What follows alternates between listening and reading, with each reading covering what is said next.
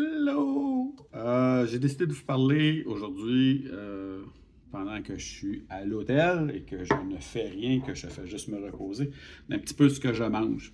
Euh, Petit disclaimer ici, avertissement pour les Karen de ce monde. Euh, c'est ce que moi j'ai trouvé qui me convenait à moi.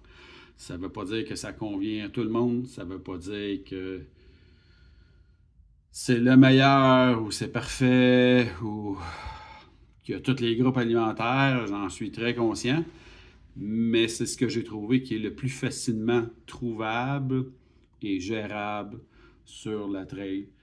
La journée que vous ferez la trail, vous trouverez vos propres repas, vous ferez vos propres essais, puis à partir de là, vous verrez comment que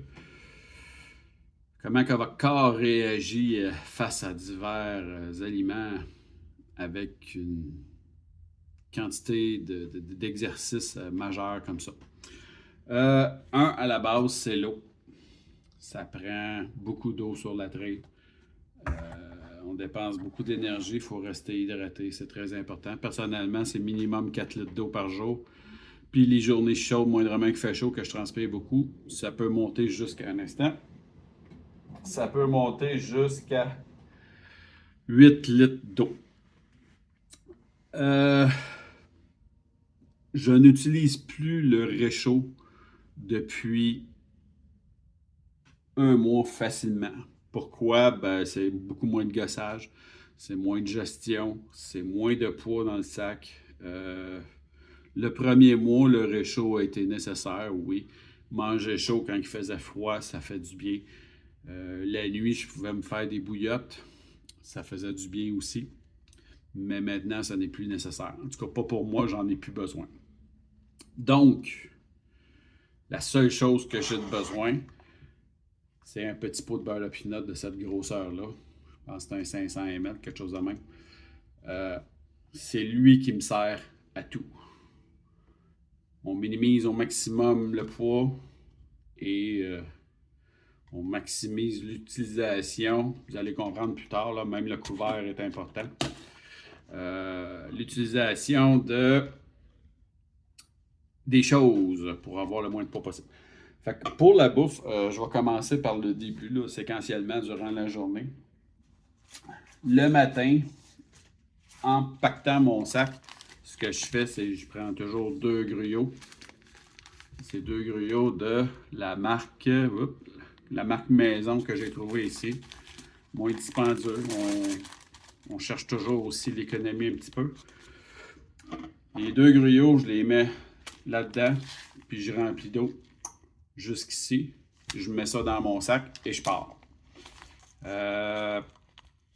Une demi-heure, 3/4 d'heure après, à un moment donné, la minute que je trouve un petit plat, ben, je mange mon gruyot. Ça, c'est mon premier repas de la journée. Et ensuite, je remets un petit peu d'eau jusqu'ici. Dans mon pot, je brasse ça comme il faut et je bois l'eau. Ça, c'est pour laver le pot de beurre de pinot. Il faut qu'il reste relativement propre. Là. Je ne vous dis pas qu'il est stérile, mais il faut qu'il reste relativement propre. Le midi. Qu'est-ce que je mange le midi? Ben, d'un, le midi, souvent, ça va être des petites bâtons comme ça. D'amener du sucré, du salé. Je vais manger un mélange de noix comme ça. Encore là, sacré, sucré, salé. La quantité que je mange, là, ça varie énormément d'une journée à une autre. Ça peut aller d'un demi-sac à un sac complet par jour. Habituellement, quand je vais acheter ce mélange de noix-là, là, c'est le gros sac là, en kilos là, que je mange. Et je me rajoute aussi tout le temps un sachet de, vous voyez, c'est vraiment pas épais, de thon. Il y a divers saveurs. Il doit y avoir à peu près une dizaine, douzaine de saveurs différentes de thon. Il y a du porc aussi, il y a du bœuf, il y a du poulet. Personnellement, j'aime ben, j'aime bien le thon, c'est lui qui est le moins cher, fait que je stick là-dessus. Ça, c'est mon dîner. Le souper. Lui, il est plus le fun. Le souper, c'est ça. C'est pas bien compliqué. Qu'est-ce qu'il y a là-dedans? Une demi-tasse de riz minute. Un quart de tasse de couscous. Une bonne poignée de noix de tournesol. Mon cube? Un cube de bouillon de bœuf, poulet. Ça va être celui que vous trouvez. Il faut l'écraser comme il faut pour qu'il se dissout dans l'eau. Des épices à volonté. Moi, j'aime bien ceux-là. Et on met tout ça dans le pot de beurre de pinot. Il va en avoir à peu près jusqu'ici. Après ça, je me rajoute une petite cuillère, 2 cuillères d'huile d'olive. Pourquoi de l'huile d'olive? Ça prend du gras. Ça en prend, c'est épouvantable. Ouais, c'est ça, les épices, ça. Puis ce sachet-là. Et je mets de l'eau jusqu'en haut. Et j'attends habituellement 40 minutes, 1 heure. C'est prêt. C'est. Moi, personnellement, je trouve ça délicieux, là, surtout avec le cube de bœuf qui donne une petite saveur très salée. Là. N'avait besoin de sel à la traîne. En tout cas, moi, j'en ai besoin. Là.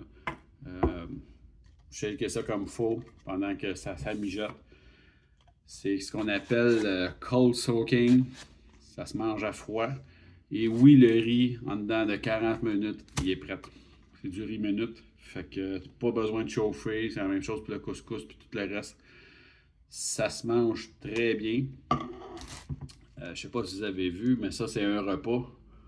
C'est vraiment pas gros à transporter. C'est pas tant lourd.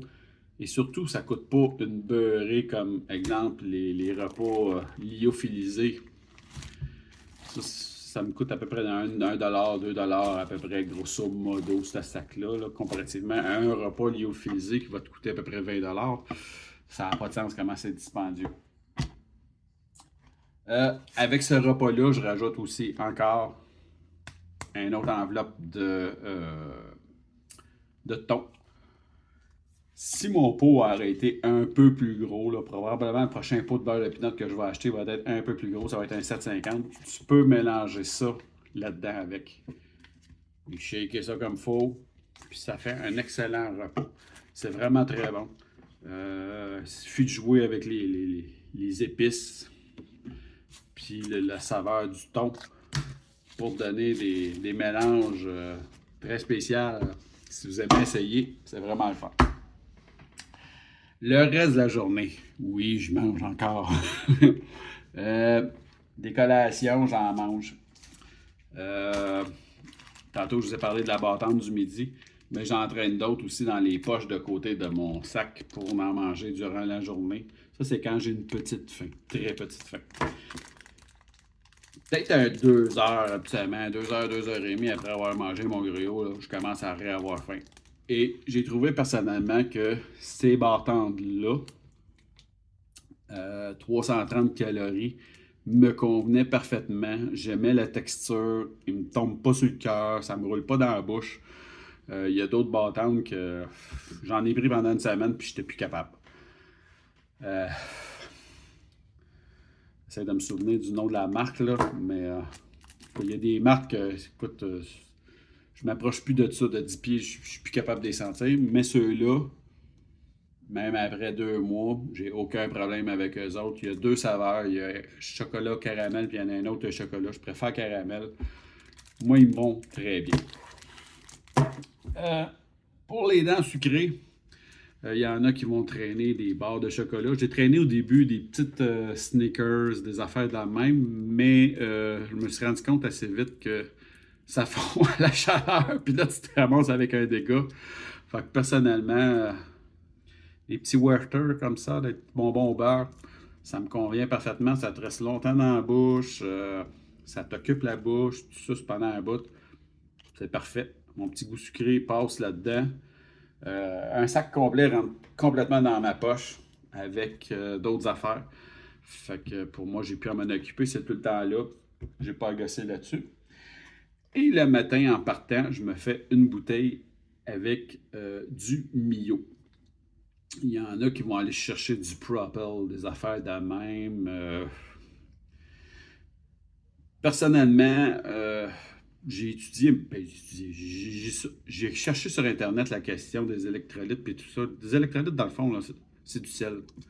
Du sel, du potassium, puis j'ai tout ça là-dedans, dans la bouffe, avec les noix, il y a énormément de sel. J'ai pas besoin d'en chercher plus, ça donne rien, le corps va le rejeter, c'en est trop. Ce que j'aime là-dedans, c'est que ça donne une petite énergie, puis je sais pas si vous voyez, ouais, il y a de la caféine un petit peu. Comme un petit kick de caféine le matin. Ça fait vraiment du bien pour partir la journée. Faut que je fasse attention, hein. Faut que midi, moi, faut que cette histoire-là, ça soit plus, sinon je dors pas le soir. Fait que c'est ça. C'est juste ça que je mange. C'est sûr que quand j'arrive dans une ville ou un village où je passe à côté d'un restaurant, c'est sûr que je vais me payer un bon snack, là. Ça fait du bien, là. Ça fait du bien, pas juste à l'estomac, ça fait du bien aussi à la tête de voir d'autres choses. Il y a du monde qui ont besoin de changer de repas à chaque jour. Je vous dirais que sur la trail, ça risque d'être un petit peu plus compliqué. Ça se fait pas aussi facilement. Il faut que tu sois prête à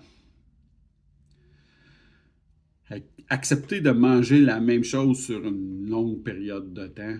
Puis surtout accepter de composer des repas avec pas grand-chose. Parce que quand tu arrives dans un petit dépanneur de village où la section pour les hikers, ça a 4 pieds par 5 pieds, c'est difficile. Mais le riz couscous, je m'entraîne tout le temps de se faire, là, pas préparé comme ça, là. Puis ça m'est arrivé des fois, j'en mangeais matin et soir, puis ça m'écoeure pas. Ça me dérange pas du tout. Moi, c'est un repas qui passe très bien, que je suis content de manger encore et encore. Ce que j'ai l'impression qui va arriver dans le futur avec ce repas-là, c'est que je vais le continuer, mais que de temps en temps, je vais changer les épices. Je vais varier les épices. Fait que le goût va changer. Je vais avoir des affaires meilleures. Puis j'ai remarqué aussi que les graines de tournesol, de temps en temps, j'en trouve des natures. Puis de temps en temps, j'en trouve des salées. Ça change le goût aussi. Fait que c'est ça. Je vois pas qu'est-ce que je pourrais vous dire d'autre de plus. C'est vraiment, vous avez vraiment vu ce que je mangeais durant la journée. Fait que c'est ça. À plus. Bye.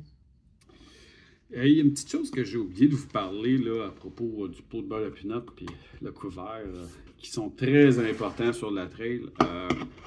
Pour limiter l'utilisation d'objets, de poids et tout ce que vous voudrez, on n'amène pas de tasse à mesurer, on n'amène pas rien de tout ça. Fait que quand je vous parlais des mesures exactes, là, une demi-tasse de riz, un quart de tasse de couscous, c'est le couvert. Le couvert vaut à peu près un quart de tasse. Fait que 2 couverts de riz plus un couvert de couscous dans les sachets. C'est très facile de dire, ben, tu t'en vas à l'épicerie, tu achètes une grosse boîte de riz, puis quand tu arrives à ta tante ou n'importe où, tu peux faire tes préparations sans avoir besoin de 15 000 ustensiles ou 15 000 gugus pour mesurer tout le kit. Sur la trail, il faut apprendre à se débrouiller avec ce qu'on a, c'est-à-dire pas grand-chose, puis trouver des mesures équivalentes. Fait que vraiment, un couvert de 450 ml là, pour ces pots-là exactement, là, c'est vraiment un quart de tasse, là, pas exact, là, mais c'est pas mal proche. C'est juste ça que je voulais rajouter. Bye!